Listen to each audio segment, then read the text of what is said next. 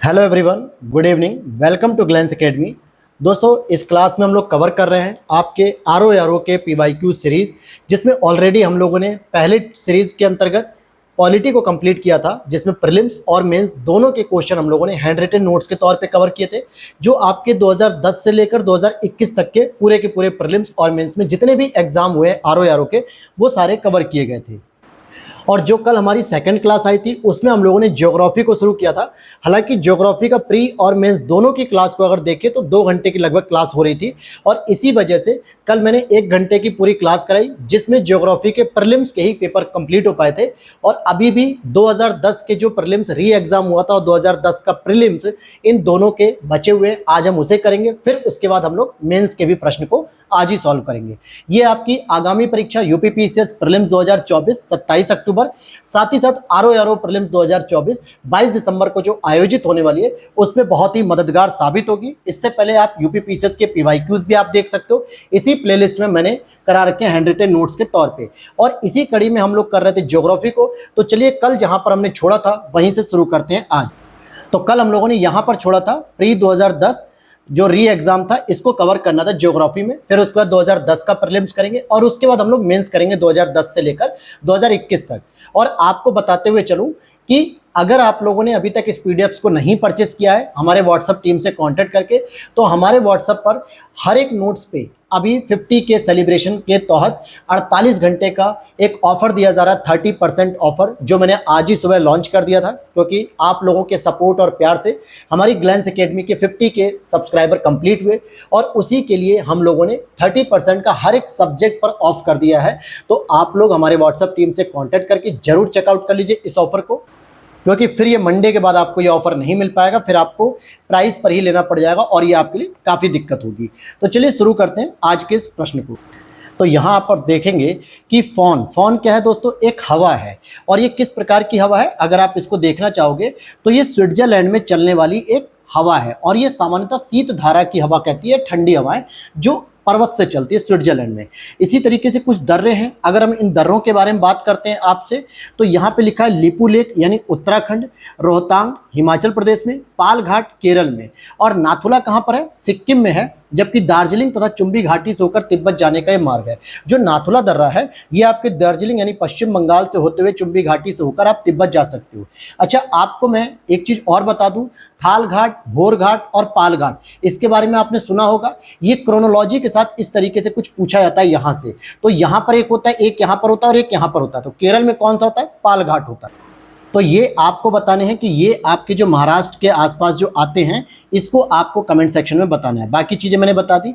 अब यहाँ पर अगर देखते हैं कि पश्चिमी घाट की नदियाँ डेल्टा का निर्माण नहीं करती हैं, बिल्कुल सही बात है। साथ ही साथ अगर आप देखोगे, वे छोटे मार्ग से तीव्र गति से कड़ी या कठोर चट्टानों के ऊपर प्रवाहित होती हैं, और शायद यही वजह है जिसकी वजह से ये क्या करती हैं, ये सामान्यतः कठोर मार्ग का पालन करते हुए डेल्टा का नहीं बल्कि एस्चुरी का निर्माण करती हैं दोस्तों। जैसे अगर आप यहाँ पे देखोगे दक्षिण भारत में, तो ये जो प्रायद्वीपीय संरचना है ना, ये बहुत पुरानी संरचना है, और इस संरचनाओं में कठोर पत्थर के रूप में जो है कि परतें पाई जाती हैं, जिसकी वजह से यहाँ पर इनको दरार की तरफ भेदते हुए आती हैं और सीधे एस्चुरी का निर्माण करती है, ज्वार नदमुख का। जबकि अगर पूर्वी घाट की नदियों को देखो, तो जो धीरे धीरे होकर बहती हैं, तो यहाँ पे मलबा वगैरह, गाद वगैरह लेकर आती है और यहाँ पे डेल्टा का निर्माण करती हैं। तो यहाँ पर दोनों ही बातें इसके बारे में सही कही गई हैं। नेक्स्ट है, कौन सबसे नवीन पर्वत श्रेणी है, तो शिवालिक हो जाएगी। इनकी उत्पत्ति जुरासिक युग में हुई है। अगर आप देखोगे, हिमालय की कुछ संरचना इस तरीके से हुई, जैसे आप इसे देख लो, बृहद हिमालय, फिर उसका लघु हिमालय, फिर उसका शिवालिक हिमालय। हालांकि इससे ऊपर भी एक ट्रांस हिमालय की हमारी उत्पत्ति देखने को मिलती है। तो ट्रांस हिमालय हो गया, बृहद हिमालय हो गया, लघु हिमालय हो गया, और ये आपकी शिवालिक हिमालय की श्रेणी हो गई, जो सबसे नीचे मिलती है। नेपाल और यूपी के बॉर्डर पे भी थोड़ी बहुत मिल जाती है, उत्तराखंड में। तो इसका निर्माण सबसे लास्ट में हुआ है। सबसे पहले ट्रांस का हुआ, फिर बृहद का हुआ, फिर लघु का हुआ, फिर सबसे बाद में यानी सबसे नवीन रूप में आपकी शिवालिक की हुई है जुरासिक युग में। अधिपादप किसे कहते हैं, एपीफाइट्स मुख्यतः पाए जाते हैं विषुवतीय वनों में पाए जाते हैं। किनको कहा जाता है, अगर इनकी विशेषता के बारे में बात करें, वे पौधे जो दूसरे जीवित पौधों पर उगे या लगे रहते हैं, और ये अपना भोजन स्वयं बनाते हैं, क्योंकि इनमें पर्णहरित पाया जाता है। जैसे आर्किड, आर्किड क्या है, एक पुष्प की प्रजाति है जो सामान्यतः आपको देखने को मिलती है कहाँ पर, तो सामान्यतः क्या होता है दोस्तों, 2 प्रकार के पौधे आपने देखे होंगे। एक होते हैं परपोषी, जो सामान्यतः जैसे किसी पेड़ पर जो है कि लटके रहते हैं लताओं के लिए, स्टेम के लिए, और एक पौधे होते हैं स्वपोषी, लेकिन वो अपने आप को बैलेंस बनाने के लिए किसी दूसरे पेड़ के सहारे पर लटके रहते हैं। इन्हीं को एपिफाइट्स कहते हैं। अब यहाँ पर अगर आप देखोगे तो ये भोजन तो स्वयं बना रहे हैं, तो परपोषी भोजन के लिए तो नहीं हुए, बल्कि अपनी लताओं की वजह से, जो कमजोर बेल होती है, जिनके पास स्टेम नहीं होते, तना नहीं होता, उसकी वजह से सहारे के लिए दूसरे पेड़ पे लटके होते हैं। बाकी ये भोजन स्वयं बनाते हैं। तो इनमें एक आर्किड होता है। आर्किड एक फूल की प्रजाति है। हमारे भारत में अरुणाचल प्रदेश में सबसे अधिक आर्किड की खेती होती है, इसीलिए उसको आर्किड स्टेट भी कहा जाता है। फिर यहां पर देखते हैं कुछ और भी ऑप्शन है। जैसे जूट की अगर हम बात करें तो ये पश्चिम बंगाल में सबसे अधिक होता है। चाय की बात करें तो ये असम में होता है। रबर की बात करें तो ये केरल में होता है। और गन्ने की बात करें तो यूपी में होता है। हालांकि अब तो गन्ने के साथ साथ चीनी का भी उत्पादन हमारे यूपी में सर्वाधिक होने लगा है। अब यहाँ पर एक फसली कृषि की विशेषता क्या होती है? व्यापारिक अन्न कृषि की होती है। कहने का मतलब हो गया कि अगर कोई किसान लगातार एक ही फसल का उत्पादन कर रहा है तो कहीं ना कहीं वो वाणिज्यिक फसल का उत्पादन कर रहा है, खाद्यान्न फसल का नहीं कर रहा है। यहाँ पर कुछ और भी जानकारी है। जैसे हीरे की बात करें तो हीरा किसका अप्रूप माना जाता है? कार्बन का अप्रूप माना जाता है। संगमरमर, इसमें कैल्शियम पाया जाता है। रेत में क्या मिलता है? सिलिकॉन मिलता है हमको। और माणिक्य यानी जो रूपी होती है, माणिक्य रूपी, ये आपके एल्यूमिनियम से मिलता है। किससे मिलता है? एल्यूमिनियम से मिलता है। इसी तरीके से अगर हम देखें कि कोयले का अंतरराज्यीय परिवहन रेलवे द्वारा संपन्न किए जाने वाले परिवहन का एक प्रमुख घटक है। बिल्कुल। अब आप देखो, या तो जलयान का प्रयोग कर सकते हो, लेकिन कई सारे ऐसे राज्य हैं जिनके पास नदियों की कनेक्टिविटी अच्छी नहीं है, लेकिन वहां पे औद्योगिक विकास बहुत अच्छे से हो रहा है। झारखंड वगैरह को आप देख सकते हो, बिहार को देख सकते हो, छत्तीसगढ़ को देख सकते हो। यहाँ पे नदियों की कनेक्टिविटी उतनी बेहतर नहीं है कि हम जलयान का प्रयोग करके एक जगह से दूसरी जगह कोयले को पहुंचा सकें। लेकिन आधुनिक भारत में जब ब्रिटिश शासन था उस समय से रेलवे का विकास लगातार किया जा रहा था। और आज भी आधुनिक भारत में आज़ादी के बाद हमने बहुत बड़े रेलवे नेटवर्क को जो है कि बिछाया है। पूरे वर्ल्ड में हम तीसरे नंबर पे आते हैं रेलवे नेटवर्क में। तो इसका मतलब क्या? रेलवे के माध्यम से सबसे अधिक हम मालगाड़ी में कोयले को डिस्ट्रीब्यूट करते हैं। तो ये भी बात सही है, एक राज्य से दूसरे राज्य में। बंगाल, झारखंड कोयले की खदानें पश्चिमोत्तर राज्यों को कोयले की आपूर्ति का प्रमुख स्रोत है। बिल्कुल। एमपी हो, मतलब कि महाराष्ट्र हो गया, कर्नाटक हो गया, गोवा हो गया, गुजरात हो गया, यहां पर कोयले की आपूर्ति कौन करता है? झारखंड, बंगाल वाले क्षेत्र करते हैं, क्योंकि गोंडवाना लैंड से हमें कोयले की प्राप्ति होती है। तो दोनों बातें यहां पर सही हो जाएंगी।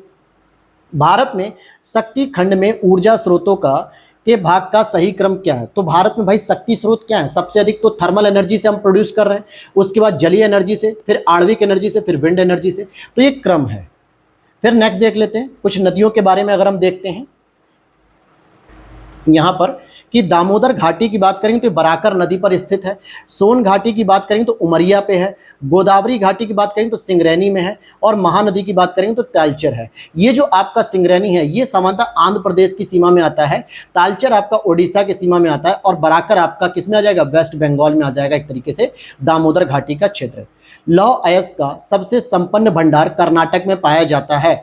और यह भारत में ओडिशा लौह अयस्क का सबसे बड़ा उत्पादक होता है। देखिए, भंडार के तौर पे अगर हम बात करें तो कर्नाटक हो गया, लेकिन उत्पादक के तौर पे ओडिशा हो गया। किस राज्य की राजमार्ग की लंबाई सर्वाधिक है? तो भाई स्टेट हाईवे की लंबाई महाराष्ट्र में सर्वाधिक है। विश्व के वन आवरण का सर्वोच्च प्रतिशत संबंधित है उष्ण कटिबंधीय वर्षा वन से संबंधित है, क्योंकि सबसे अधिक जो वनों का आवरण मिलेगा वो 0 से 30 डिग्री के बीच में मिलेगा। और पूरे विश्व में सदाबहारी जोन इसी को कहते हैं, उष्ण कटिबंधीय जोन भी इसी को कहते हैं। इसीलिए सबसे अधिक वर्षा वन यहीं पर मिलेंगे। कौन सा देश अम्लीय वर्षा से सर्वाधिक प्रभावित होते हैं? Canada, Norway, Sweden. लगभग ये आप देखोगे एसिडिक रेन से प्रभावित होते हैं। साथ ही साथ ये स्कैंडिनेवियाई देश, या आप देखोगे तो कहीं ना कहीं ये भूमध्य रेखा के ऊपर, मतलब भूमध्य सागरीय जलवायु के भी ऊपर पाए जाते हैं। ब्रिटिश तुल्य जलवायु के क्षेत्रों में पाए जाते हैं। अब ये जलवायु क्षेत्र क्या है? ये मैंने आपको वर्ल्ड ज्योग्राफी मेंस क्लास जो चला रहा हूं मैं, तपस्या नोट्स की, उसके अंतर्गत मैंने बता रखा है। वहां पे चीजें क्लियर हो जाएंगी। वर्ल्ड स्तर पे अगर आप देखोगे, नागोया, जापान का नागोया, ओसाका, ये सब किसके लिए फेमस है? सूती वस्त्र इंडस्ट्रीज के लिए।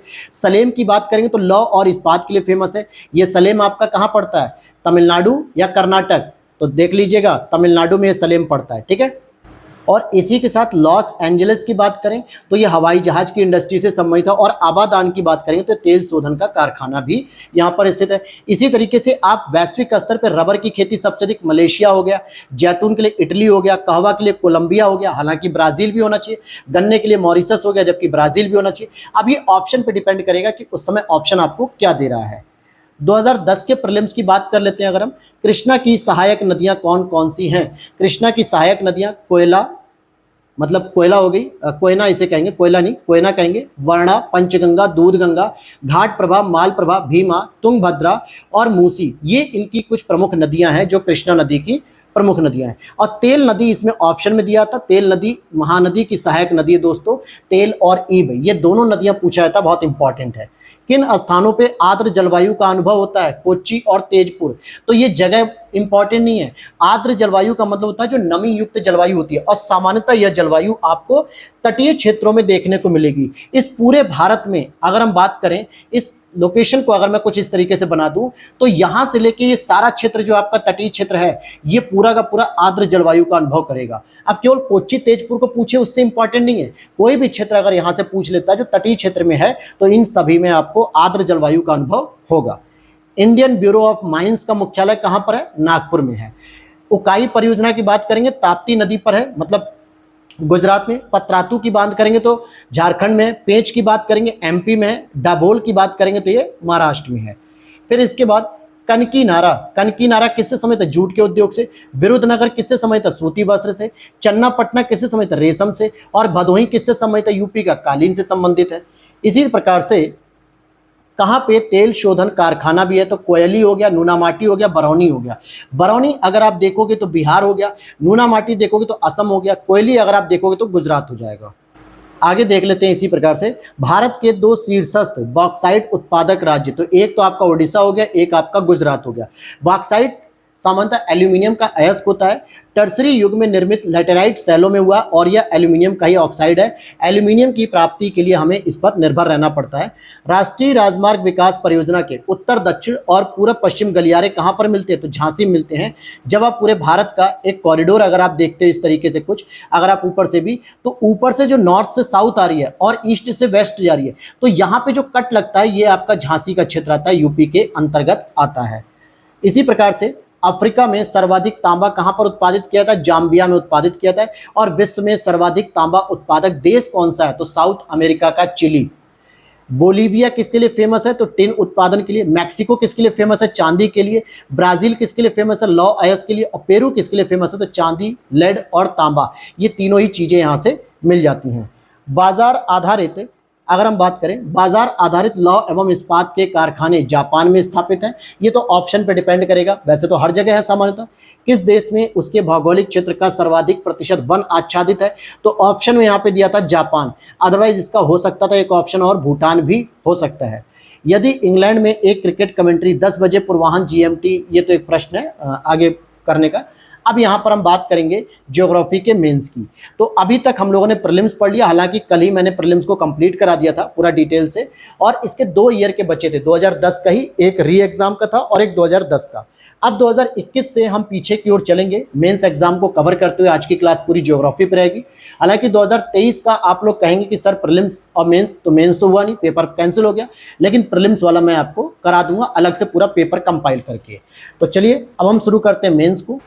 तो यहाँ तक अगर आप लोगों ने मेरे साथ प्रीलिम्स के सेशन को कंप्लीट कर लिया है, वीडियो अच्छी लगी हो तो लाइक कर देना, अपने दोस्तों के साथ टेलीग्राम पे, व्हाट्सएप ग्रुप में जरूर शेयर कीजिएगा।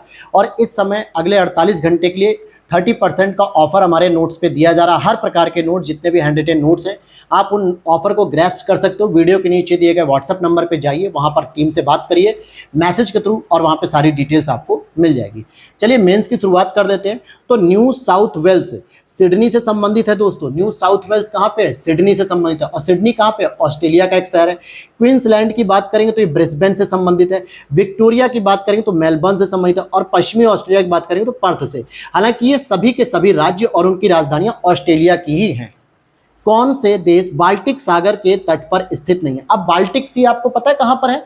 अगर कभी देखा है बाल्टिक सी, मैंने कराया था आप लोगों को यूरोप का जब मैप करा रहा था, तो मैंने वहां पे बाल्टिक सी दिखाया था, याद होगा, जो रसिया से थोड़ा सा एस्टोनिया वाले देश होंगे, फिनलैंड के नीचे वाला एस्टोनिया हो गया, लाटविया हो गया, यहां पर बाल्टिक सी देखने को मिलता है। तो वही कह रहा है कि कौन से इसके तट पर स्थित नहीं है। स्वीडन और नॉर्वे ये आपके बाल्टिक सी पर स्थित नहीं है, जबकि Latvia, Lithuania, Estonia, Finland, Sweden, पूर्वोत्तर जर्मनी, पोलैंड, रूस और डेनमार्क शामिल हैं। रूस हालांकि पूरी तरीके से नहीं है, लेकिन रूस का एक छोटा सा हिस्सा सेंट पीटर्सबर्ग के नाम पर जाना जाता है, वो यहां पर स्थित है, इसीलिए इसको बाल्टिक सी से कनेक्ट कर दिया जाता है।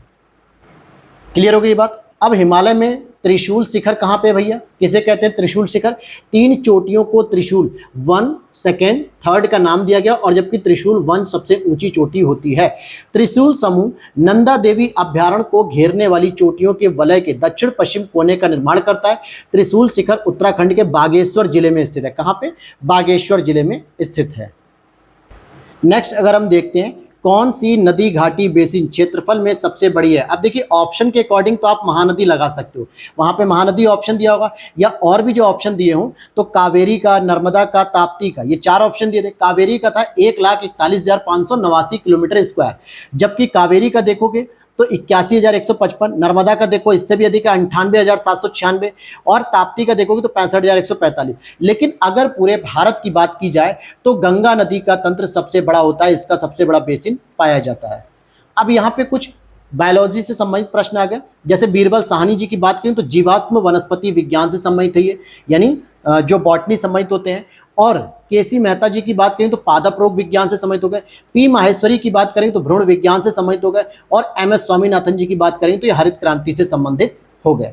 रिंगलमैन स्केल क्या होता है दोस्तों? इसका प्रयोग किसके घनत्व का मापन के लिए किया जाता है? स्मोक यानी जो धुआं, जो आपके दिल्ली में अक्सर होता है ना कि धुआं हो रहा है, बहुत सारी जो है कि धुंध छाई हुई है, तो इसके बारे में कैसे पता चला, कैसे पता चलेगा? तो रिंगलमैन स्केल के द्वारा इसका मापन किया जाता है। बाल्कस झील किस देश में स्थित है दोस्तों? तो बाल्कस झील आपके कजाकिस्तान में है, और यह एक एंड्रोइक बेसिन है, जो कि यह कैस्पियन सागर और अरल सागर के बाद कजाकिस्तान की तीसरी सबसे बड़ी झील मानी जाती है। कैस्पियन सागर कहाँ पे है? आपके कजाकिस्तान से भी बॉर्डर शेयर करती है, साथ ही साथ अरल सागर भी इससे बॉर्डर शेयर करता है, और इसके बाद ये तीसरी सबसे बड़ी झील के रूप में जाना जाता है, बाल्कस के रूप में इसको जाना जाता है। क्लियर हो गई ये बात।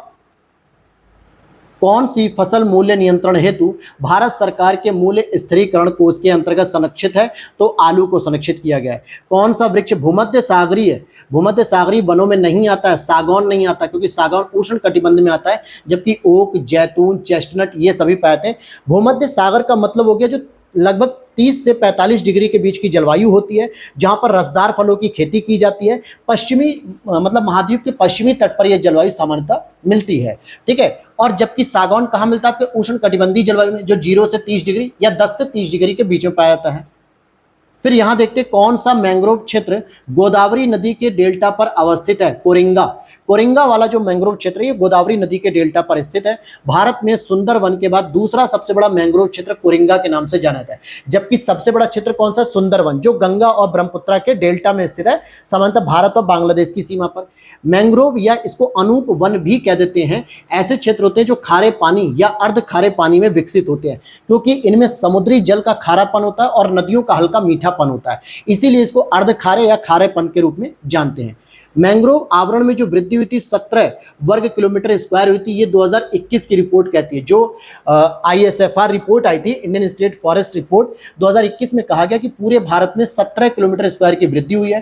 टोटल देश में मैंग्रोव आवरण क्षेत्र 4,992 किलोमीटर स्क्वायर है, और मैंग्रोव आवरण में जो वृद्धि हुई है सबसे अधिक हुई है ओडिशा में 8 किलोमीटर स्क्वायर, महाराष्ट्र में 4 किलोमीटर स्क्वायर और कर्नाटक में 3 किलोमीटर स्क्वायर सबसे शीर्ष रूप में यह वृद्धि हुई है। तो यहाँ पे पूरी की पूरी मैंग्रोव से संबंधित सारी जानकारी यहां पर हमने डिस्कस कर ली। कौन से देश मध्य पूर्व का हिस्सा है? अब भाई मिडिल ईस्ट किसे कहा जाता है? मिडिल ईस्ट कंट्री अक्सर आपने सुना होगा, Jordan, Israel, Iran, Lebanon, Yemen, Qatar, Syria, Turkey, Kuwait, Oman, Saudi Arab, Philippines, UAE और साइप्रस। ये सभी देश आपके मिडिल ईस्ट कंट्री के नाम से जाने जाते हैं। पाकिस्तान में ग्वादर बंदरगाह किस प्रांत में स्थित है? ये बलूचिस्तान में स्थित है, अरब सागर के तट पर स्थित है। और इसी ग्वादर बंदरगाह से कनेक्टिविटी करते हुए जो one belt one road initiative, जो सिल्क रूट परियोजना चाइना चला रहा है, जो भारत के पाक ऑक्युपाइड कश्मीर से होते हुए ग्वादर बंदरगाह तक आ रहा है, जिसका भारत लगातार विरोध कर रहा है, तो ये अरब सागर के तट पे गुजरात के समीप कह सकते हो बलूचिस्तान प्रांत में ग्वादर बंदरगाह देखने को मिलेगा। इसके बाद किस सिद्धांत पर रॉकेट काम करता है दोस्तों? तो संवेग संरक्षण के सिद्धांत पर काम करता है, यानी रॉकेट जो है कि अपनी गति से ही मतलब जो पीछे की ओर उसका एयर निकलता है उसी से वो गति प्राप्त करता है और उसी वजह से वो आगे गति करता है, तो इसको संवेग संरक्षण का नियम भी कहते हैं। अच्छा, अफ्रीका में एक विक्टोरिया झील है, इसके बारे में कुछ बातें हैं। जैसे यह अफ्रीकी भ्रंश घाटी में स्थित है, सबसे बड़ी ये भ्रंश घाटी है जिसमें रिफ्ट वैली, मैंने अफ्रीका कॉन्टिनेंट के दौरान ये पढ़ाया भी था आपको, विक्टोरिया झील, और ये 3 देशों स्पेशली केन्या, तंजानिया, युगांडा से घिरी हुई है। नील नदी यहीं से निकलती भी है। नील नदी अकेली नील नदी नहीं निकलती है, एक व्हाइट नील होती है और एक ब्लू नील होती है, जो आगे जाके खार्तुम, सूडान की राजधानी, वहां से एक नील नदी के रूप में बहते हुए चली जाती है। तो विश्व के मीठे पानी की दूसरे बड़ी झील भी है, विश्व की दूसरी सबसे बड़ी मीठी पानी की झील है, और अफ्रीका की तो ये सबसे बड़ी झील कहलाएगी। अफ्रीका की दूसरी है, मतलब अफ्रीका की तो सबसे बड़ी झील है, लेकिन विश्व के स्तर पे सुपीरियर के बाद इसी का नंबर आता है। फिर यहाँ पे मक्का की बात करेंगे तो नरमंजरी निकलना, ये इससे संबंधित है, एक बीमारी है या इसके बारे में संबंधित है। मूंगफली में खूंटी बनना और तंबाकू में शीर्ष कर्तन, ये इनसे संबंधित पद्धति है। गेहूं, धान, जौ से किल्ले निकलते हैं। अलास्का के संदर्भ में बात कर लेते हैं। अलास्का देखिए अमेरिका का छोटा सा एक राज्य है जो आपके आर्कटिक ओशन के आसपास है। यह यूएसए का तेल उत्पादक राज्य है। 1867 में रूसियों से खरीदा था, यानी पहले ये रसिया का था, फिर बाद में अमेरिका ने इसे खरीद लिया, और अमेरिका का यह सबसे बड़ा राज्य भी है। वर्ल्ड मैपिंग में मैंने ये चीजें बता रखी हैं। इंडोनेशिया के संदर्भ में तो इसमें लगभग 15,000 से अधिक द्वीप शामिल हैं। यह सक्रिय ज्वालामुखी लगभग यहाँ पे 100 हैं। जावा द्वीप सक्रिय ज्वालामुखी माउंट केलुड और माउंट मेरापी है। ठीक है, ये दो महत्वपूर्ण रूप से जो है कि जावा द्वीप पर 2 सक्रिय ज्वालामुखी पाए जाते हैं। जो आपको इंडोनेशिया नीचे तैरता हुआ दिखता है ना हिंद महासागर में, तो उसमें आपको जावा द्वीप जो देखने को मिलेगा, इस पे माउंट मेरापी और माउंट केलुड, ये दोनों ज्वालामुखी के सक्रिय उदाहरण माने जाते हैं। और यह दुनिया का चौथा सबसे अधिक और विश्व में सबसे बड़ी मुस्लिम आबादी वाला देश है। दुनिया का चौथा है और विश्व में सबसे बड़ी मुस्लिम आबादी वाला भी देश है। प्रशांत महासागर में स्थित जो गैलापैगोस द्वीप समूह है, इसके संदर्भ में इनकी उत्पत्ति ज्वालामुखी गतिविधियों के द्वारा हुई है। तो यहाँ पर कुछ क्वेश्चन बनते हैं, जैसे यह द्वीप समूह इक्वाडोर का हिस्सा है। अब इक्वाडोर आपको पता है कि नहीं, प्रशांत महासागर में अगर नजर दौड़ाओ, याद होगा साउथ अमेरिका के दौरान मैंने आपको पढ़ाया था थोड़ा सा, इक्वाडोर, चिली, पेरू, याद आया कुछ? वहां पे मैंने बताया था कि एक गैलापागोस द्वीप समूह है खुले महासागर में। 1978 में गैलापागोस द्वीप समूह को यूनेस्को द्वारा विश्व धरोहर स्थल के रूप में चिन्हित किया गया है। तो यहाँ पे अभी ऑयल स्पिल हो गया था, मतलब तेल वगैरह यहाँ पे कंटेनर का गिर गया था, जिसकी वजह से चर्चा में आ गया था। यूरोप में राइन नदी के संदर्भ में अब देखो, राइन नदी के बारे में प्रश्न अभी 2023 में, मतलब जो 11 फरवरी को उसमें पूछा गया था। राइन नदी उत्तरी जर्मनी की औद्योगिक गतिविधियों के लिए एक महत्वपूर्ण मार्ग है और रॉटरडम का बंदरगाह राइन नदी के मुहाने पर स्थित है। यही दोनों स्टेटमेंट देखो आप मेंस से उठाकर कहां पे रख दिया, 2024 के 11 फरवरी आरओ एग्जाम्स में प्रीलिम्स में रख दिया। यानी प्रीलिम्स का मेंस में, मेंस का प्रीलिम्स में, ऐसे ये लोग घुमाते रहते हैं। इवन कि यूपी पीसीएस में भी ये प्रश्न डायरेक्टली पूछे जाते हैं। अब 2017 का मेंस देख लेते हैं। किस नदी का जलग्रहण क्षेत्र सर्वाधिक है? तो सोन नदी का। अब यहाँ पर आपके ऑप्शन के अकॉर्डिंग है ना, अगर यहाँ पे गंगा होता तो गंगा ऑप्शन हो जाता, लेकिन ऑप्शन दिया होगा तो इसलिए कर दिया गया। इसकी सहायक नदी में आप देखोगे बनास, गोपद, रिहंद, कुन्नड़ है, और अमरकंटक पहाड़ी से निकलती है, पटना में जाकर पहलेजा घाट पर ये गंगा नदी से मिल जाती है। मलम पूजा नदी की बात करें, अगर हम मलम पूजा नदी किस नदी पर, मतलब मलम पूजा जो बांध है वो किस नदी पर स्थित है, तो मलम पूजा नदी पर ही स्थित है, और जो कि एक भरत पूजा नदी की सहायक है, और यह केरल की दूसरी बड़ी नदी है और केरल के पलक्कड़ जिले में स्थित है। तो यहाँ पे ध्यान देना कि जो मलम पूजा बांध है ये मलम पूजा नदी पर ही है, जो कि भरत पूजा नदी की एक सहायक नदी के रूप में जानी जाती है। चेरुथानी बांध किस नदी पर अवस्थित है? पेरियार पर अवस्थित है। केरल के इडुक्की जिले में स्थित है, चेरुथानी नदी पर स्थित है, पेरियार की सहायक नदी है। अर्थात जो चेरुथानी बांध है ये चेरुथानी नदी पर स्थित है और ये पेरियार की सहायक नदी है। मलम पूजा पर है, जो कि भरत पूजा की सहायक नदी है। चित्रकूट जलप्रपात स्थिर है बस्तर छत्तीसगढ़ में इंद्रावती नदी पर, और इसको भारत का नियाग्रा भी कहा जाता है। नियाग्रा जलप्रपात से इसकी तुलना की जाती है। जरा कमेंट सेक्शन में बताना कि नियाग्रा जलप्रपात जो आपने वेनेजुएला में देखा था वो कौन से कॉन्टिनेंट में आता है। जिन लोगों ने मैपिंग की क्लास की है मेरे साथ, उनको ये चीजें क्लियर हो रही होंगी कि हाँ सर आप जो बता रहे हो हम उस लोकेशन तक पहुंच पा रहे हैं कि नहीं। हालांकि ऑस्ट्रेलिया रह गया है, एशिया की 2 क्लास है, पेशेंस रखिए, आपके अगस्त में ही मैं इन क्लासेस को करा दूंगा, जो 2 मैपिंग की क्लास और रह गई हैं। ठीक है, अभी उन चीजों को मैं कंप्लीट कर रहा हूं जो आपके पीवाईक्यूज वगैरह इंपॉर्टेंट है, घटना चक्र के नोट्स इंपॉर्टेंट है, फिर आपकी टेस्ट सीरीज भी शुरू करनी है, आपकी मेंस आंसर राइटिंग भी शुरू करनी है। हर एक चीजें मुझे करनी है, हर एक चीजों का मेरे पास बर्डन है, लेकिन आपका जो उत्साह है वीडियो को लाइक करने का, वीडियो को शेयर करने का, ये मुझे जुनून देता है कि नहीं मुझे भी आपके लिए करना है। और शायद यही एक परिणाम मुझे देखने को मिला कि आपने जितनी मेहनत की, जितनी मैंने की, हम दोनों के मिलने के बाद हमारा चैनल भी 50 के सब्सक्राइबर को क्रॉस कर गया और ये कारवां अब हमारा नेक्स्ट टारगेट 1 लाख तक पहुंचाने का है। जितना आप अधिक से अधिक शेयर करेंगे, सपोर्ट करेंगे, उतनी जल्दी इस हम कारवे को प्राप्त कर लेंगे। पश्चिमी घाट के बारे में बात करेंगे तो यह एक भ्रंशोत पर्वत है। पश्चिमी घाट असल में देखा है तो एक पर्वत का ही उदाहरण है, लेकिन भ्रंशोत पर्वत है और इसका पूर्वी ढाल क्रमशः नीचा होता हुआ प्रखर है, प्रखर यहाँ पे लिखेंगे तीव्र, और इसका उत्तरी खंड अगर आप देखोगे लावा या बेसाल्ट से अवस्थित है। अगर मैं इस तरीके से बात करूं, ये भारत का कुछ स्ट्रक्चर है, तो ये वाला जो पश्चिमी घाट का क्षेत्र है ना, ध्यान समझना, ये पश्चिमी घाट का क्षेत्र है, तो इसका पूर्वी ढाल तो ये हो जाएगा और पश्चिमी ढाल ये हो जाएगा। तो इसका जो पूर्वी ढाल है वो नीचा है और इसी वजह से यहाँ से निकलने वाली नदियां सामान्यतः क्या करती है, पूरब की ओर बहती है। चाहे गोदावरी को देखो, कृष्णा को देखो, कावेरी को देखो, बहुत सारी नदियां क्या करती है, नीचे की ओर बहती है, क्योंकि पानी तो हमेशा ढाल की ओर बहता है। और साथ ही साथ इसका जो उत्तरी ढाल है ये वाला, ये आपके लावा बेसाल्ट से आच्छादित है। पश्चिमी घाट को हम सह्याद्री भी कहते हैं, जिसमें 2 पार्ट डिवाइड होते हैं। 2 पार्ट का मतलब क्या हो गया, अगर आप पश्चिमी घाट को देखोगे सह्याद्री के रूप में, तो यहाँ पे 16 डिग्री अक्षांश रेखा होती है, जो उत्तरी सह्याद्री और दक्षिणी सह्याद्री के रूप में इसको डिस्ट्रीब्यूट करती है। तो जो नॉर्थ वाली होती है, उत्तरी सह्याद्री, ये आपके बेसाल्ट लावा का निक्षेपण है यहाँ पर। लेकिन जो दक्षिणी सह्याद्री होती है, साउथ वाली, इसका निर्माण ग्रेनाइट और नीस आर्कियन क्रम की चट्टानों से हुआ, जो कि रूपांतरित चट्टान का एक उदाहरण है। समझ में आ गया यहाँ पे। आगे देखते हैं, जूट की बात करेंगे पश्चिम बंगाल से संबंधित है, चाय की बात करेंगे असम से, गन्ने की बात करेंगे यूपी से, रबड़ की बात करेंगे केरल से, और इन वृक्षों के दूध जिसे लेटेक्स कहते हैं, उसी से रबड़ तैयार किया जाता है। किस फसल की रुपाई की जाती है, तो भाई धान की रुपाई की जाती है। गेहूं वगैरह की रुपाई नहीं होती, धान की होती है। सिंगरौली लघु जल विद्युत परियोजना कहाँ समेत है, यूपी और एमपी के बॉर्डर पे सोनभद्र से संबंधित हो जाएगी। किस राज्य में काली मिर्च और इलायची का उत्पादन होता है, तो केरल में होता है। सोना कहाँ से निकलता है, कर्नाटक की एक जगह है कोलार की खान।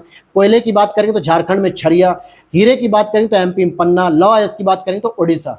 एक इसी पे आपने सुना होगा झरिया पे कि कजरी एक है दोस्तों, बहुत अच्छी है, शारदा सिन्हा जी ने शायद गाया है, मुझे एग्जैक्ट नाम नहीं आ रहा उस महिला का, शायद शारदा सिन्हा जी ने गाया है कि फेंक देना थरिया बलम गई ना झरिया। ठीक है, तो ये भोजपुरी के जो लोग होंगे वो समझ जाएंगे कि जब कोई पति गुस्सा करता है तो थरिया मतलब बर्तन फेंक देता है खाने के, और वो झरिया चला जाता है कहाँ पे, झारखंड में कोयले की खदान में काम करने, और फिर वहां से होके आता है करिया। करिया मतलब काला होके आता है कोयले की खदान से काम करते हुए। तो इसमें बहुत ही अच्छा जो है कि मनमोहक तरीके से उन्होंने कजरी गाई है। अगर आपके पास टाइम हो और अगर आप भोजपुरी के हैं तो जरूर इस चीज को सुनिएगा, बहुत एंटरटेनिंग है, बहुत अच्छी है। चलिए यहां पर अगर हम लोग देख लेते हैं, चीनी उद्योग की बात करें तो चीनी उद्योग दक्षिण भारत में अधिक विकसित है, बिल्कुल सही बात है। गन्ने की प्रति हेक्टेयर पैदावार और गन्ने में रस की मात्रा दक्षिणी राज्यों में अधिक होती है, यह भी सही बात है। दोनों ही बातें यहाँ पे सही हैं। और 20 से 27 डिग्री सेल्सियस का जो वार्षिक तापमान और 100 से 200 सेंटीमीटर की जो औसत वार्षिक वर्षा है, ये सभी चीजें ही इसके लिए क्या करती हैं, हेल्पफुल करती हैं। हालांकि गन्ने और चीनी में टोटल उत्पादन तो यूपी प्रथम नंबर पे है, लेकिन फिर भी दक्षिण भारत में इनके पेराई का सत्र ज्यादा है। 8 से 9 महीने तक लगातार गन्ने की पेराई होती है। वहां पे कड़ी धूप के साथ साथ जो है कि इसमें रस का विकास बहुत अच्छे से होता है, चीनी बहुत अच्छी होती है। तो इन वजहों से दक्षिण भारत की ओर अब यह उद्योग शिफ्ट हो रहा है धीरे धीरे। कहाँ पे लिग्नाइट के प्रमुख भंडार नहीं है, तो देखिए झारखंड में नहीं है। इसका मतलब ये नहीं, लिग्नाइट सामान्यतः कोयले का एक प्रकार है जो तीसरी कैटेगरी का होता है, खराब कोयला माना जाता है। जैसे एंथ्रेसाइट सबसे नंबर 1, बिटुमिनस नंबर 2, जो भारत में 98% पाया जाता है। थर्ड नंबर पे लिग्नाइट आता है, चौथे नंबर पे पीट आता है। लिग्नाइट सामान्यतः दक्षिण भारत की इंडस्ट्रीज में काम करता है, स्पेशली तमिलनाडु में पाया जाता है। तो तमिलनाडु हो गया, लेकिन गुजरात राजस्थान में भी थोड़ा बहुत पाया जाता है। झारखंड में तो दोस्तों बिटुमिनस क्वालिटी मिलती है। क्या मिलती है? बिटुमिनस क्वालिटी मिलती है। अब यहाँ पर देखिए ये प्रश्न फिर से आपका क्या हो गया, रिपीट।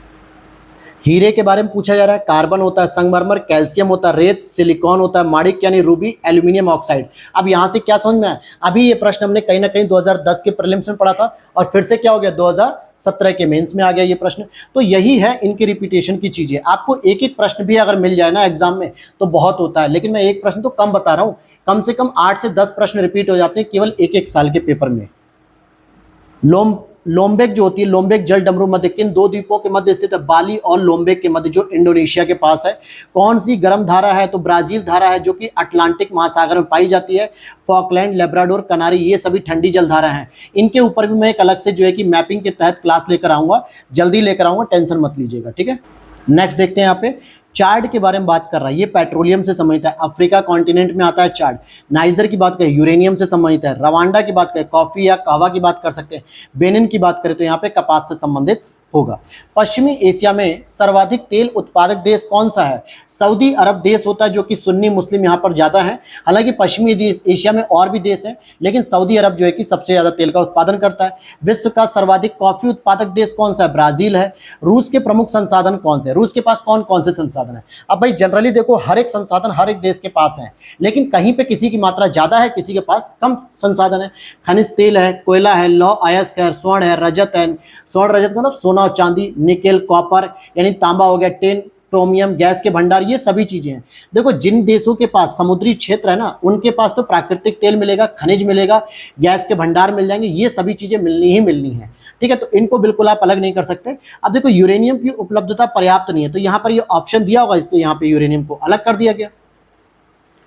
उत्तरी अमेरिका की सुपीरियर झील का क्षेत्र प्रसिद्ध है दोस्तों लौह अयस्क भंडार के लिए। मिसाबी की खान यहाँ पे पाई जाती है।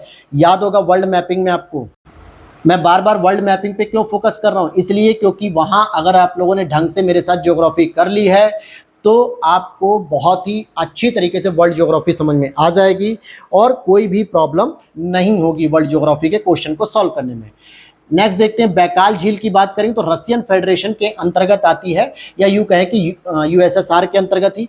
मलावी रेंज की बात करें तो अफ्रीका से संबंधित है। कैस्पियन सागर की बात करें तो एशिया और अफ्रीका के बॉर्डर के रूप में होती है, ये बॉर्डर भी शेयर करती है। तंजनाइका झील की बात करें तो अफ्रीका में ही ये पाई जाती है। अब 2016 का जो री एग्जाम हुआ था मेंस का 2020 में, उससे संबंधित प्रश्नों को हम पढ़ेंगे।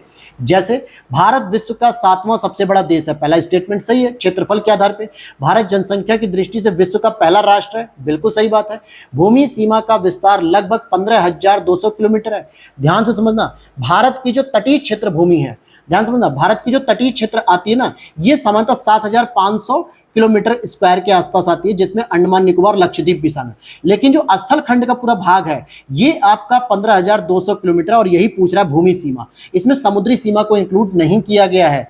सर्वप्रथम सूर्योदय हमारे अरुणाचल प्रदेश में होता है, बिल्कुल, क्योंकि अरुणाचल प्रदेश में सबसे पहले सूर्य उदय होता है और इस वजह से 2 घंटे पीछे जाके गुजरात में सूर्य उदय होता है। तो यहाँ पे चारों ही स्टेटमेंट आपके सही हो जाएंगे।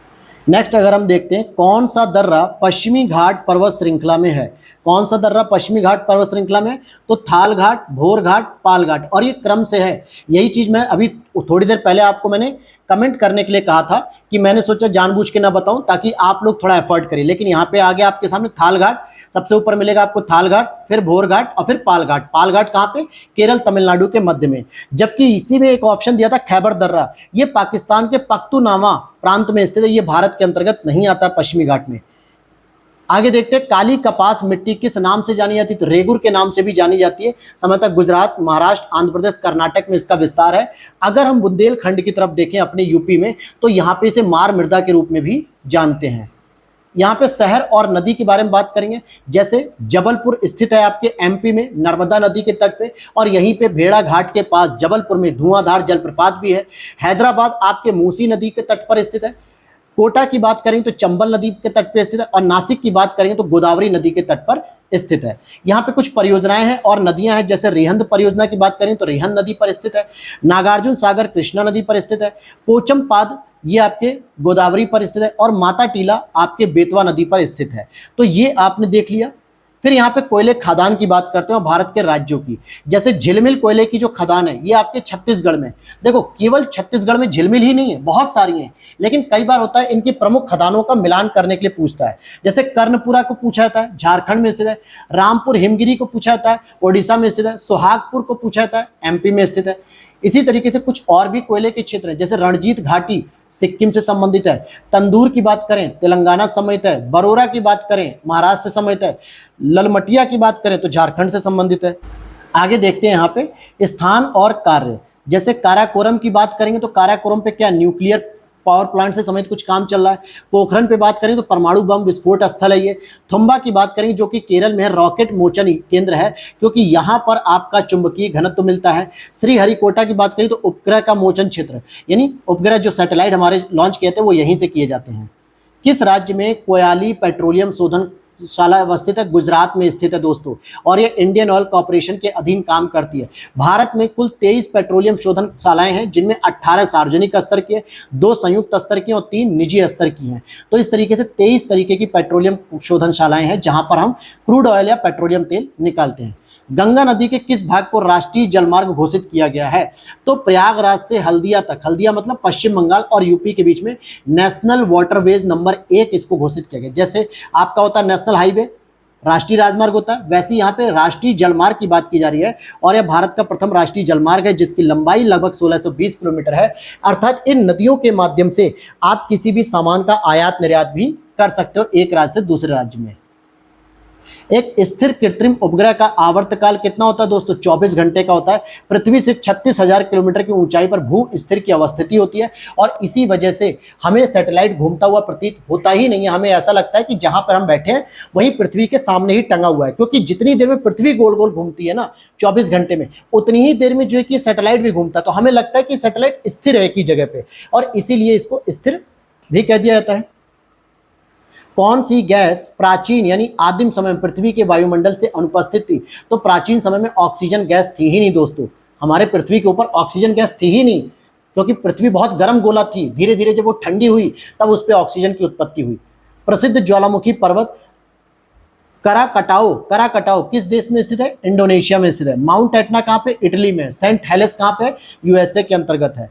उत्तरी अमेरिका के बृहद झील प्रदेश में कौन सा उद्योग सर्वाधिक विकसित होता है? तो इस्पात और इंजीनियरिंग का, क्योंकि जो बृहद झील का प्रदेश है यानी ग्रेट लेक्स जिसे हम लोग कहते हैं उत्तरी अमेरिका में, सामान्यतः कहाँ पे मिलेगा? वहां पर आपको जो सुपीरियर वाली झील हो गई, ईरी झील हो गई, ओंटारियो झील हो गई, मिशिगन हो गई, तो यहाँ पर इंडस्ट्रीज कौन सी है? इंजीनियरिंग और इस्पात की सबसे ज्यादा डेवलप है। फिर और हम यहाँ पे चीजों को देखते हैं। अर्जेंटीना में खेती के लिए पंपास का मैदान मुख्य क्षेत्र है। बिल्कुल, अर्जेंटीना में जो दक्षिणी अर्जेंटीना जहाँ पे ठंडी घासों के मैदान मिलते हैं, इन्हें पंपास का मैदान कहते हैं। पंपास की उपजाऊ मिट्टी और शीतोष्ण जलवायु फसल तथा घास उगाने के लिए बहुत उपयोगी होती है। बिल्कुल सही बात है। यहाँ से घास उगा के चारागाह यानी कि चारा वगैरह जो होता है पशुओं के लिए, इसका उत्पादन कर सकते हैं। कौन से देश चारों ओर से स्थलों से घिरे हुए हैं? जैसे आर्मेनिया हो गया, बोत्सवाना हो गया, इथोपिया हो गया। हालांकि दुनिया के बहुत सारे देश ऐसे हैं। साउथ अमेरिका में अगर आप देखोगे, दक्षिणी अमेरिका में, तो पराग्वे है कि उरुग्वे? बताइए जल्दी से, कमेंट सेक्शन में आप लोग बताइए। मैं नहीं बताऊंगा क्योंकि मैंने वर्ल्ड मैपिंग में बहुत अच्छे से कराया है पराग्वे और उरुग्वे को लेकर। और ऊपर अगर आपको याद होगा तो बोलीविया भी मैंने बताया था। साउथ अमेरिका में 2 ऐसे कंट्रीज हैं, तो बोलीविया तो मैंने बता दिया। अब जरा इनके नाम जो मिलते जुलते हैं, पराग्वे और उरुग्वे, इनमें आपको कंफ्यूजन होता है कि नहीं, ये मैं देखना चाह रहा हूँ, तो कमेंट सेक्शन में बताना। और यहाँ पे ऑप्शन में दिया होगा इन तीनों के साथ मोंटीनिग्रो, तो ये मोंटीनिग्रो स्थलरुद्ध देश नहीं है। अब इसी तरीके से नगर और नदी के किनारे अवस्थित, जैसे राइन नदी के किनारे कौन सा अवस्थित है? जर्मनी का बॉन शहर। नील नदी के किनारे स्थित है कायरो, ठीक है। हडसन नदी के किनारे स्थित है न्यूयॉर्क। डेन्यूब नदी के किनारे स्थित है वियना। तो ये प्रमुख नगर भी है जो नदियों के किनारे अवस्थित है। अब 2014 के मेंस एग्जाम की ओर चलते हैं। जैसे यहाँ पे आप देखोगे कुछ गर्म झरने या उष्ण स्रोत होते हैं, और राज्य की बात करें, जैसे लसुंद्रा की बात करें गुजरात में है, अब लोली की बात करें महाराष्ट्र में, मणिकरण की बात करें हिमाचल प्रदेश, सोहना की बात करेंगे हरियाणा में। तो ये मुख्य रूप से क्या हो जाएंगे? एक गर्म जल क्षेत्र भी कहलाते हैं। कौन सी नदी हिमालय की सभी श्रेणियों को काटती है? सतलज नदी एक ऐसी नदी है जो हिमालय की सभी श्रेणियों को काटती है। तो सतलज भी ले सकते हो, सिंधु भी ले सकते हो एक तरीके से। उद्गम इसका मानसरोवर के निकट राकस ताल से होता है, 1500 किलोमीटर लंबाई है। सहायक नदी के तौर पे ब्यास, स्थिति, बास्पा, ये भी इसकी सहायक नदियां हो जाती हैं। भारत की सबसे लंबी प्रायद्वीपीय नदी है गोदावरी, जो कि भारत की सबसे लंबी प्रायद्वीपीय नदी, भारत की नहीं पूछ रहा, पूरे भारत की पूछेगा तब तो आपको ऑप्शन लगाना चाहिए गंगा, क्योंकि वो 2525 किलोमीटर है। लेकिन यहाँ पे प्रायद्वीपीय भारत की पूछ रहा है, दक्षिणी भारत में, जो कि बृहद गंगा या दक्षिण गंगा भी इसे कह सकते हो, बूढ़ी गंगा भी इसको हम कहते हैं। इनकी कुछ सहायक नदियां हैं, जैसे प्राणहिता, पेनगंगा, वर्धा, वेनगंगा तथा इंद्रावती मंजीरा, ये सब भी इसकी सहायक नदियां हैं। कुछ यहाँ पे इंडस्ट्रीज हैं, जैसे आप देखोगे यहाँ पे जूट की इंडस्ट्री वेस्ट बंगाल में डेवलप है, चाय की असम में है, रबर की केरल में है, गन्ने की यूपी में है। किसाऊ बांध परियोजना यूके और हिमाचल यानी उत्तराखंड और हिमाचल की संयुक्त परियोजना है, जो कि टोंस नदी पर स्थित है। भारत के औद्योगिक प्रदेशों में से किसमें शिवकाशी केंद्र स्थित है? तो मदुरई, कोयम्बटूर, बंगलुरु प्रदेश में है। तो शिवकाशी केंद्र स्थित इसी को कहा जाता है। उद्योग और केंद्र की बात करें, जैसे सीमेंट उद्योग कहाँ पे? पोरबंदर गुजरात में। पेट्रो रसायन आपके नागनेथ में। चीनी महाराष्ट्र में हो जाएगी। लोहा और इस्पात राउरकेला में हो जाएगा। ये देखो, ये सब क्या है ना, ये फैक्चुअल इंफॉर्मेशन है। हो सकता है इंडस्ट्रीज कहीं और से उठा के पूछ ले, लेकिन अगर ये पूछता है तो कम से कम आपको पता तो रहनी चाहिए, इसका मिलान तो कर सकते हो आप। जैसे पतरातू कई बार पूछा था, यहाँ पे थर्मल पावर चलता है, पतरातू तापीय होती है। झाकरी की बात करें तो जल विद्युत हो गया। कलपक्कम नाभिकीय है तमिलनाडु में। कोरबा जल विद्युत है यहाँ पे छत्तीसगढ़ में। झरिया कोयला क्षेत्र किस राज्य में है? तो झारखंड, जो कि धनबाद जिले के अंतर्गत आता है। झारखंड का सबसे बड़ा कोयला उत्पादक क्षेत्र भी इसको माना जाता है। देश के 90% से अधिक कोकिंग कोयले के भंडार यहाँ पर स्थित है, जो कि बिटुमिनस क्वालिटी के होते हैं।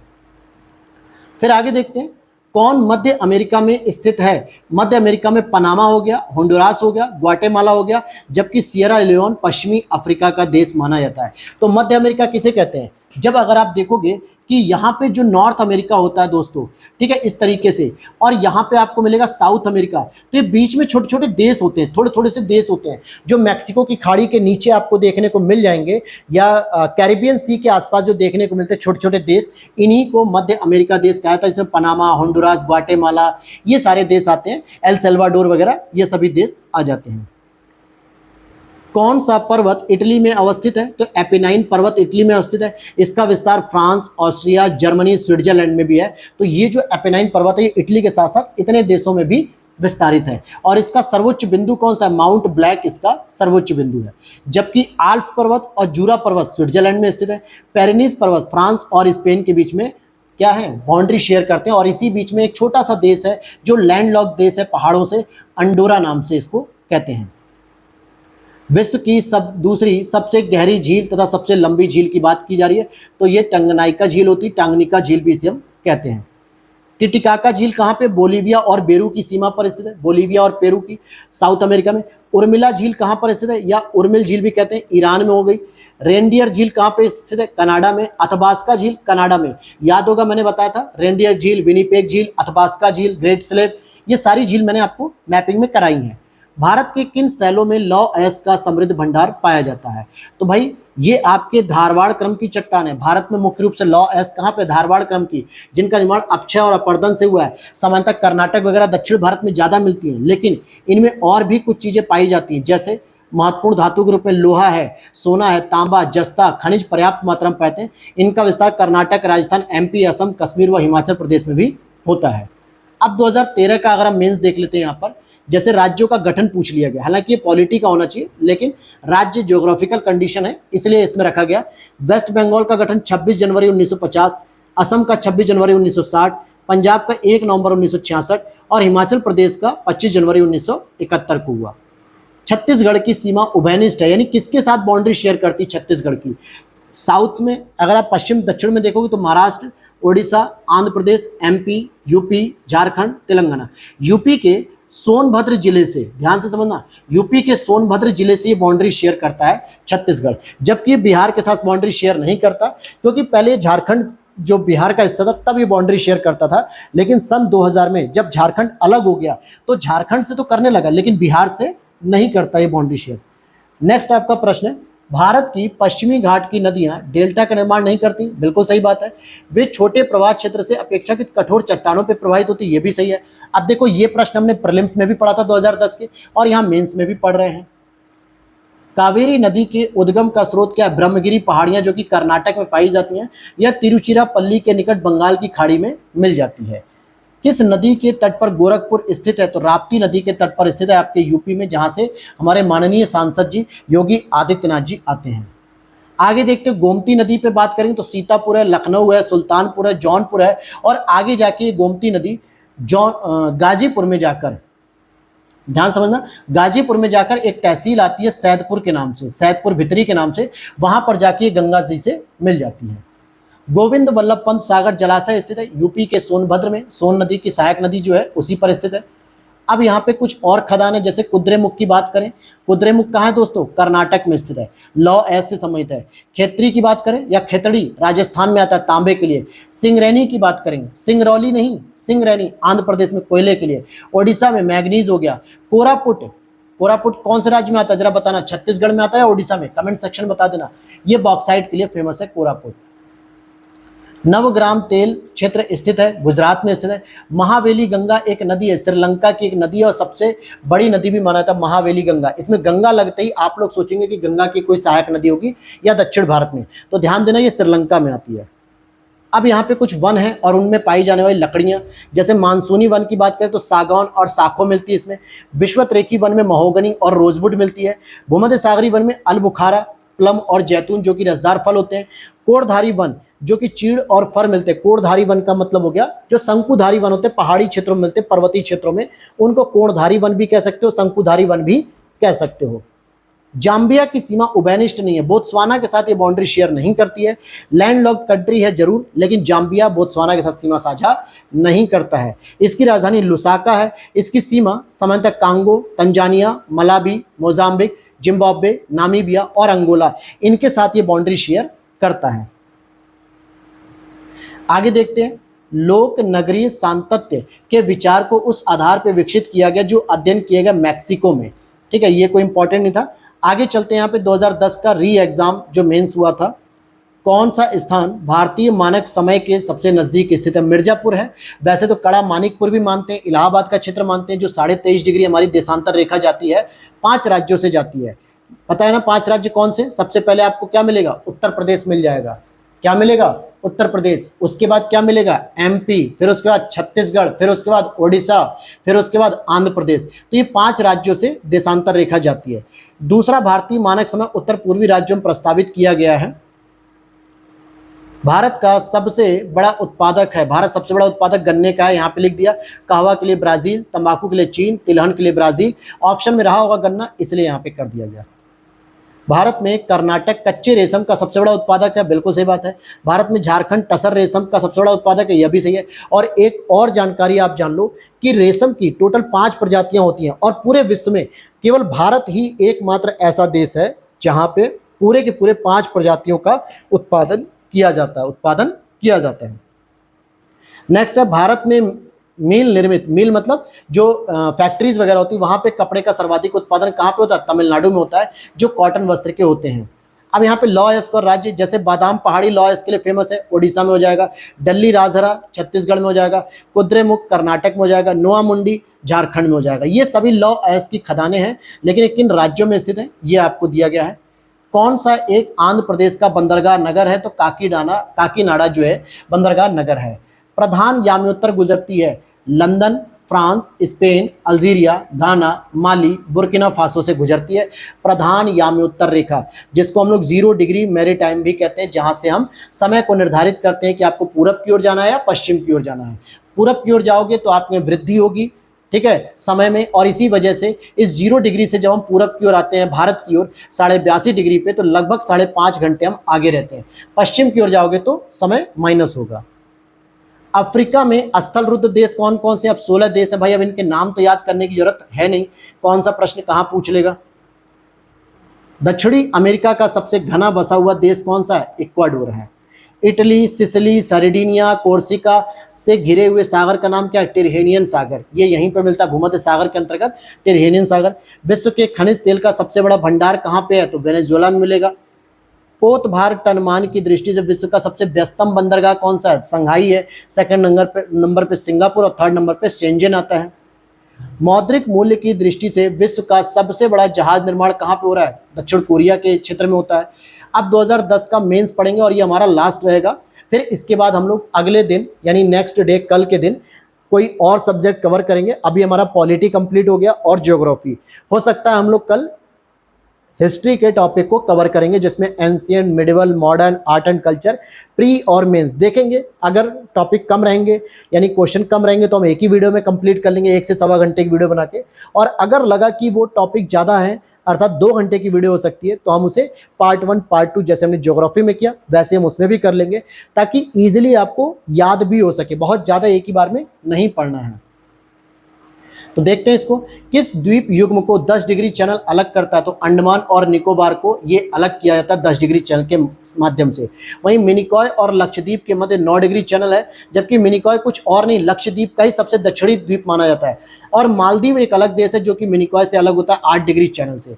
तो सिंपल अगर आप देखोगे तो यहाँ पे आपको मान लो मिल गया मालदीव, तो यहाँ पे 8 डिग्री चैनल गया, और यहाँ पे मिनिकॉय मिल गया। फिर मिनिकॉय के बाद यहाँ पे 9 डिग्री चैनल गया, तो यहाँ पे लक्षद्वीप मिल गया। फिर आगे जाओगे यहाँ पे 10 डिग्री चैनल मिलेगा, जहाँ पे अंडमान ऊपर निकोबार नीचे हो जाएगा।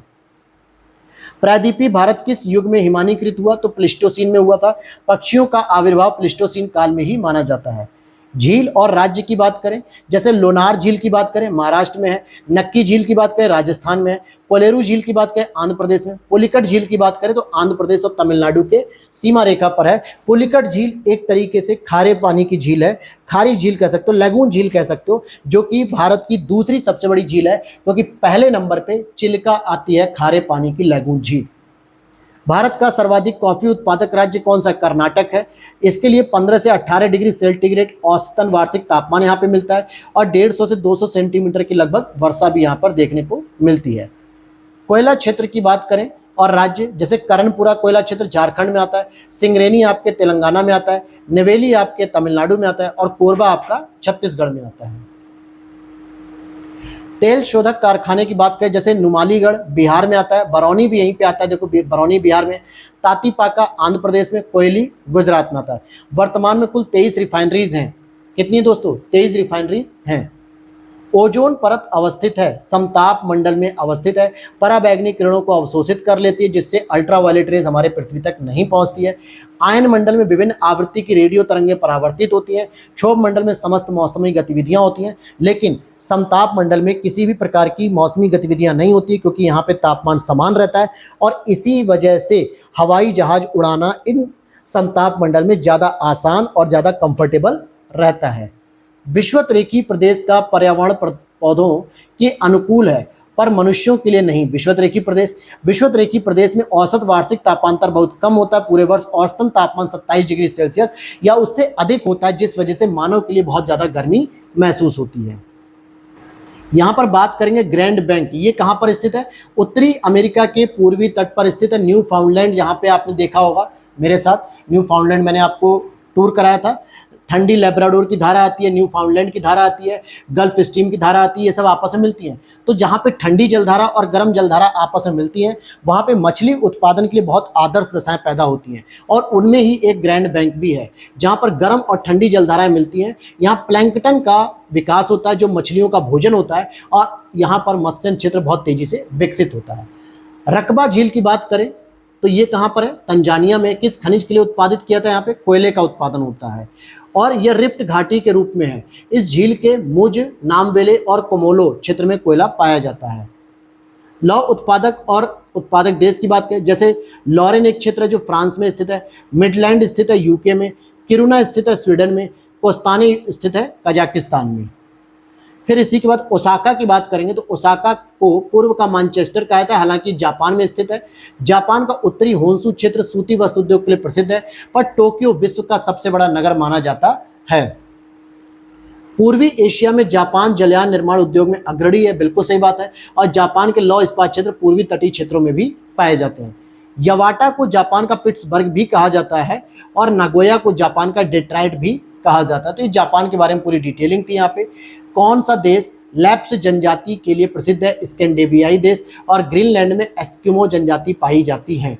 तो यहाँ पे आपका ये कंप्लीट हो गया। अब हमारा नेक्स्ट सब्जेक्ट शुरू होगा, लेकिन इसे हम लोग अगली क्लास में कवर करेंगे। तो अभी तक हम लोगों ने क्या क्या कवर कर लिया? पॉलिटी कवर कर लिया और जियोग्राफी भी कवर कर लिया, और इन दोनों का हमने प्री एंड मेंस दोनों ही कवर कर लिया है हमने PYQs, जो आपके RO एग्जाम्स और UP PCS एग्जाम्स के लिए बहुत ही हेल्पफुल रहेगा। तो मिलते हैं नेक्स्ट वीडियो में। Thanks for watching.